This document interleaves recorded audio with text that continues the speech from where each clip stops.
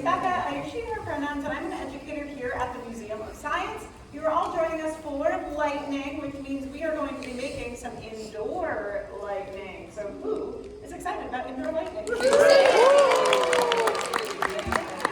I am so glad. Now, I will let you all know that there will be bright flashes of light and loud noises throughout the show. That is the lighting part of the lightning show. And if you or anyone in your group is not too excited about bright flashes of light or loud noises, now would be a good time to at least locate your nearest exits. If you're on that very upper level there, or this middle level here, your nearest exits are probably the doors many of you came in from behind you.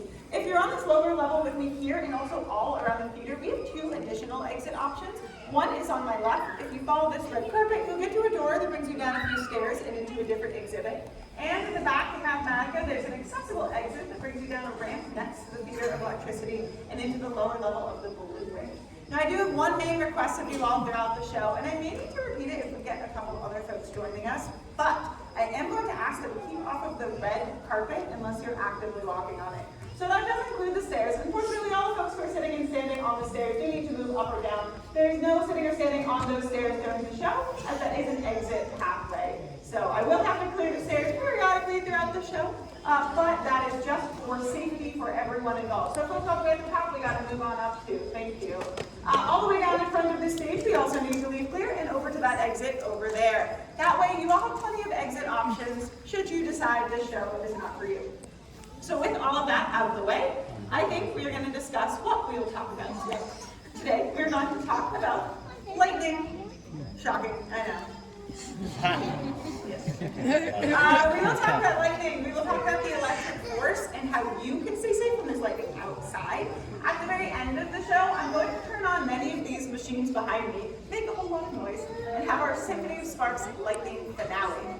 But first, I think I should go ahead and introduce the star of the show, because I've been told it's not me, right? No, apparently it is the giant machine in the center of the room. I understand.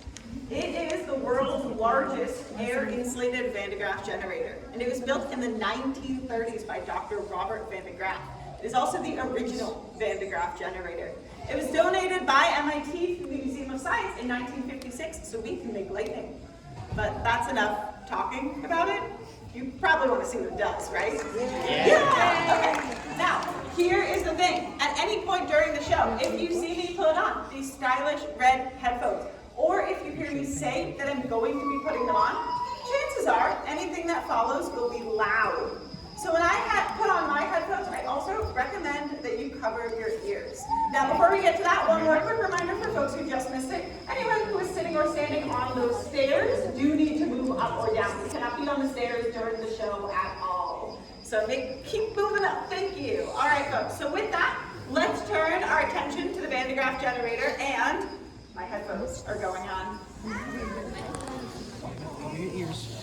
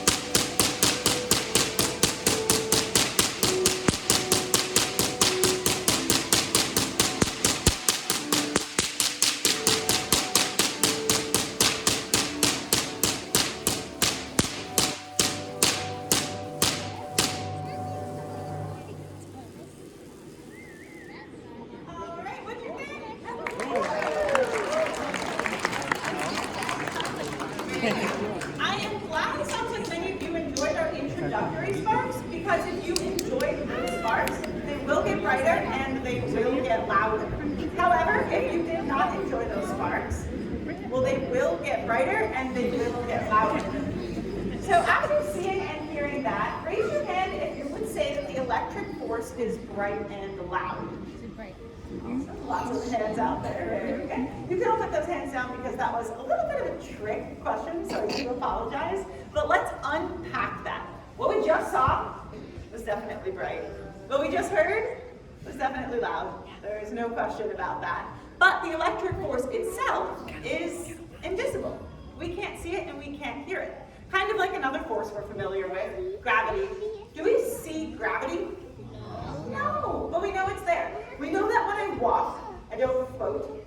Sadly, that'd be cool. We know that when I jump, I come back down.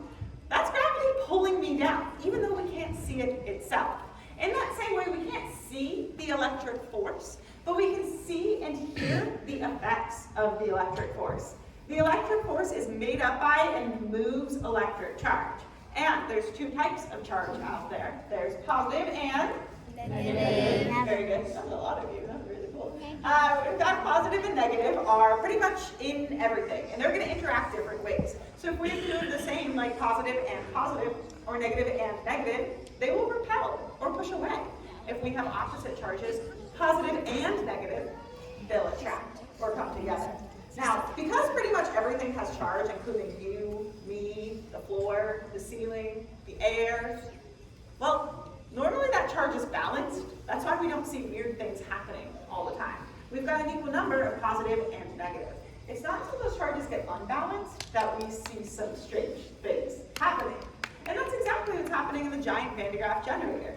It is unbalancing charge, and it's doing so by the use of giant conveyor belts.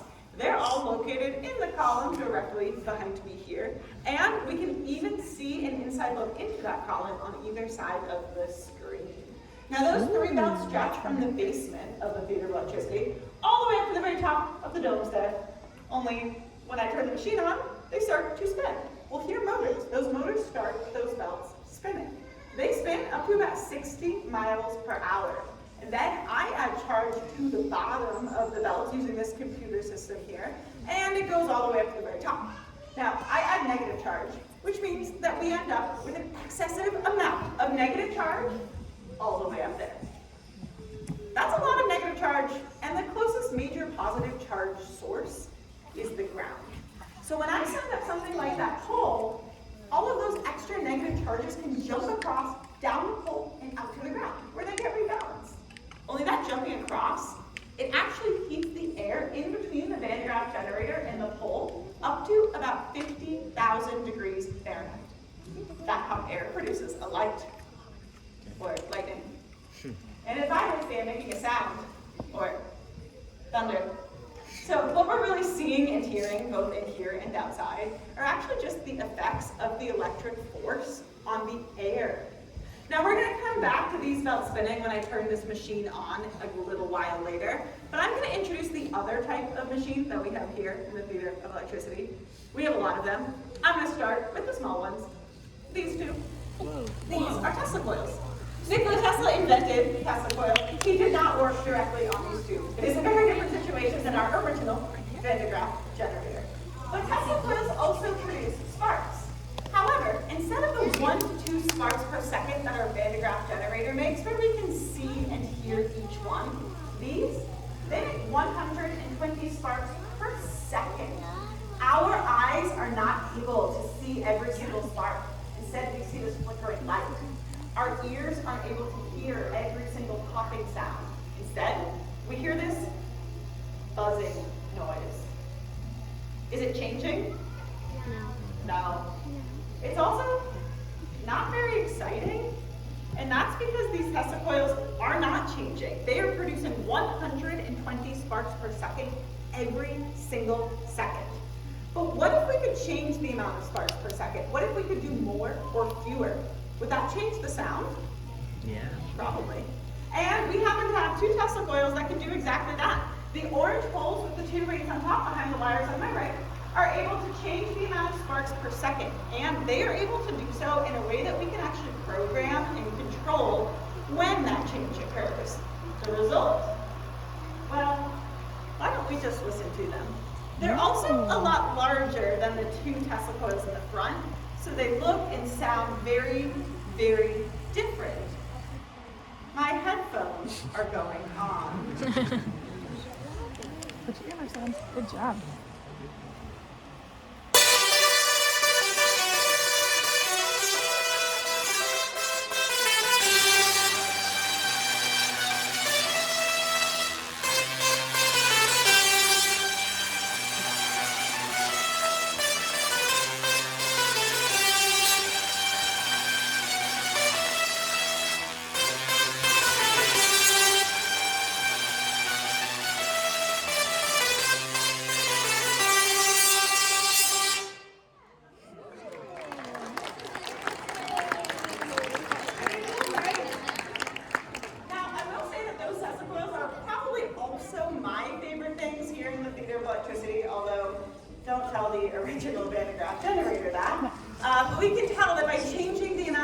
sparks per second, and doing so in a way that we can control when that change occurs, we can make music. Or more specifically, we can make the theme song from The Office. The Office, yeah. Now, don't you worry, these sets of royals will be back. They will stars of our Symphony of Sparks Lightning finale at the end of the show with a different pop culture reference. So look forward to figuring that one out. But I would like to take this opportunity to talk about safety. Because as awesome as lightning is and can be, it is dangerous. And we need to know how to stay safe. So, for example, if you were in your backyard or in your neighborhood or even walking around Boston and you started to hear thunder, where would you go? Under a tree. Car. All right, I heard a few things. First, I heard under a tree. Inside the car. In fact, it is important that you avoid trees. If you want to ask me why after, I can talk about it. But most people said inside. Now that makes sense. Maybe go into your house, the nearest building, the Museum of Science, all good places when there's lightning outside. But what if you don't have access to that and you want to be safe in another way? Where else could you go? Car. Your car. Yeah, if you drove to the park or to the beach and you didn't have any buildings, but you had your car, you would go inside of it. You're safe inside your car because of the Ooh, okay, I heard two different things. I heard rubber tires and I heard the metal, which most cars do have a metal frame, the top, the sides, the bottom. Windows, but there's a frame that is metal. So we've got two things, metal and rubber, and they are very different materials. Should we do some experiments? Yeah, okay. We'll start with rubber. So we need a rubber tire. Check. And a giant lightning producing machine. Check. Now, rubber makes sense because rubber is an insulator, which is a material that charge does not flow very easily through. So perhaps we might expect that that lightning might strike the tire and not go anywhere. Or maybe it's not the tires that are keeping us safe. Maybe those charges can go through the rubber. In which case, pay close attention to the spot between the tire and the pole. If we see sparks in that gap, we know that it is not the rubber tires that are keeping us safe because those charges have gone through. So I think we should also get our belt camera up on either side of the screen so we can see inside the Van de Graaff generator. So when I turn it on, we hear those motors, we see those belts as they begin to spin, which means all I have to do is add charge and we can get lightning. So pay close attention to the spot between the tire and the pole. And of course, it's going to be loud. My headphones are going on. Good job, Omi.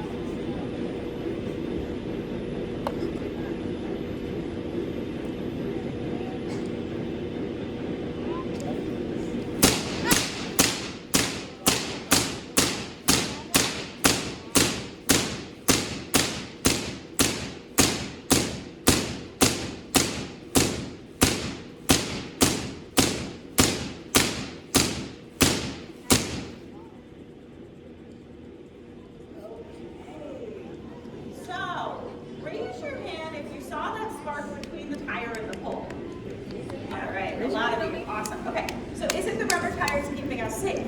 No, it's actually not. We saw that spark between the tire and the pole, letting us know that those charges went through the rubber. And as surprising as that might seem, because that's one of those things that we hear all the time, it actually makes sense if you think about it in a little bit of a different way. In order for lightning to strike the top of our cars, it has to travel through miles and miles of insulating air. Air is also a good insulator, and if it can travel through that much air to hit the top of our cars, where at the bottom of our cars we have about 12, maybe 24 inches total of that rubber there, well, chances are it isn't enough rubber to stop that amount of charge. So if it's not the rubber tires, could it be the metal? Yes. Maybe. Now we did a test on the rubber tires, should we also test out the metal? Yeah, okay, I like that. I don't have the metal frame of a car, so that's going to be a little difficult. But I do have this metal birdcage, and it looks like the metal frame of a car. It is metal on the top, on the sides, on the bottom. It is gas where windows would be. It'll probably do. And the only real way to test out if it's the metal or not is to, well, go inside it, strike it with lightning, and see if I survive. Whoa. Yeah, put your hands on. Now, as I lock myself into this entirely metal cage and ultimately start raising this metal cage closer to the giant lightning producing machine, I can only imagine what what you're all thinking. You're thinking, not that good. Metal is a conductor, right? Yeah, just smile and nod. Yeah, well, you're correct. Metal is a conductor, which is a material that charge flows very easily through. It's the opposite of an insulator. So I'm kind of banking on the fact that that tire didn't work, and that this cage is entirely metal, just like the metal frames of our cars, in the hopes that it is the metal that is keeping us safe. Because if not, well, this will be a shorter but arguably more dramatic ending to my show. So thank you for coming. But you may or may not have seen this before, so you may or may not know what is or what is not safe for me to do inside of this cage, and you can make some guesses and predictions. In the meantime, I have now made myself in here the tallest thing in this part of the theater, most likely to be struck by lightning, which means I think it's time. I'm going to go ahead, get that Van Graff generator on. We hear those motors, we know those belts are spinning. All I have to do is add charge and we will get lightning. So, I'm about to strike this cage that I am inside of with lightning. Wish me luck, definitely plug up those ears, and let's test this out. My headphones are definitely going out.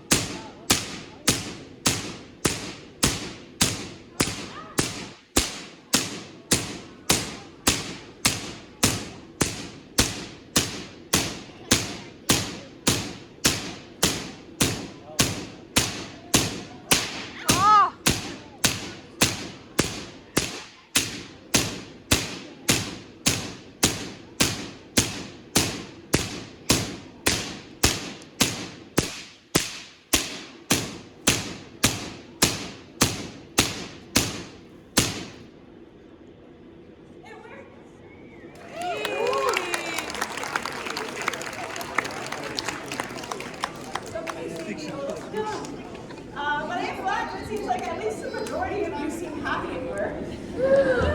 Thank you. But as you probably guessed, I knew I would be safe inside of this cage. I did not just come in here not knowing what would happen. Not only have I done this hundreds, honestly, probably even thousands of times before, and I'm still okay. But actually, it's because of something called the skin effect. When something is entirely metal, just like this cage, just like the metal frames of our cars, where the top, the sides, the bottom, that frame of it is going to be metal, then all of the electric charges will only flow and spread out on the outer skin or edge of the metal, should it get struck by lightning. Meaning I was safe inside of this cage. I was even safe touching the very inside. But if my hand had slipped through the bars, or if I had grabbed onto the other side, this would not work. It would have been bad. But this is exactly how you are safe inside of your cars. If your cars are entirely metal and are not convertible without that metal top, then all the electric charges will just flow on the outer skin of the metal, leaving you totally safe inside. So cars, trains, planes, they're often constructed in a way that the skin effect is at play. Actually, trains can sometimes be really good places because trains have good conductors. I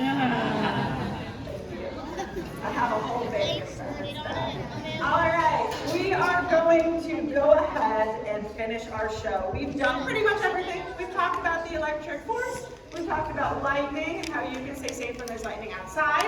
I bet some of you out there are ready for that awesome lightning finale I promised you.